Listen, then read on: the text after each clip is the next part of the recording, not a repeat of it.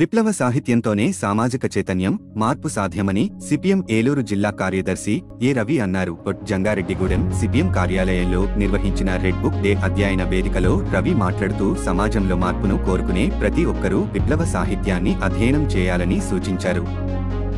ఏలూరు జిల్లా కార్యదర్శి ఈ రోజు ప్రపంచవ్యాప్తంగా రెడ్ బుక్ డే అంటే ఈ సమాజాన్ని మార్చాలని కోరుకున్నటువంటి ప్రతి ఒక్కరు కూడా విప్లవ సాహిత్యాన్ని చదవాలి. తద్వారా ప్రజానీకంలోకి తీసుకువెళ్ళాలి. విస్తారంగా వాళ్ళ ప్రజలకి భావాలు ఆవహిస్తే భౌతిక శక్తిగా మారుతాయని చెప్పినట్టుగా ఈ విప్లవ భావాలు ప్రజానీకానికి అందిస్తే ప్రజలు ఈ సమాజాన్ని మార్చుకునే దానికోసం తీసుకొస్తారు, పనిచేస్తారు అనేటువంటి అభిప్రాయాలతోటి రెడ్ బుక్ డే అనేది ప్రపంచవ్యాప్తంగా నిర్వహిస్తున్నారు.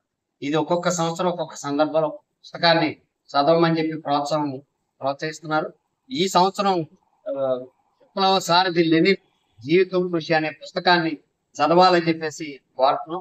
ఎందుకనంటే ఆయన చనిపోయి 100 ఏళ్ళు అయింది జనవరి 21వ తేదీ నాటికి. కానీ ఇప్పటికీ కూడా ఆయన కృషి, ఆయన పాత్ర, ఆయన ప్రయత్నం, ఆయన అధ్యయనం, ఆయన మొత్తం అన్ని కూడా ఈ ప్రపంచానికి మార్గదర్శకంగా ఉపయోగపడతాయి. ఈ సమాజాన్ని మార్చాలని మార్క్సిజాన్ని సోవియట్ రష్యా పరిస్థితులకి అన్వయింపజేసి ఆ సోవియట్ రష్యాలో విప్లవాన్ని జయప్రదం చేసి మొట్టమొదటిసారిగా తొలి శ్రామిక విప్లవ నిర్మాతగా లెనిన్ వ్యవహరించారు. ఆ రకంగా అక్కడ భూతల స్వర్గాన్ని నిర్మించారని చెప్పి నెహ్రూయే చెప్పారు. అలాంటి భూతల స్వర్గాన్ని నిర్మించడానికి మూల సూత్రధారి లెనిన్.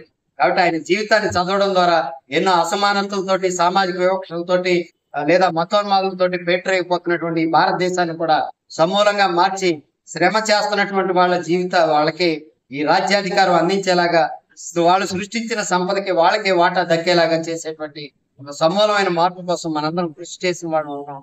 కాబట్టి రెడ్ బుక్ డే సందర్భంగా లెనిన్ జీవితాన్ని చదవాలని చెప్పేసి మేము విజ్ఞప్తి చేస్తాం.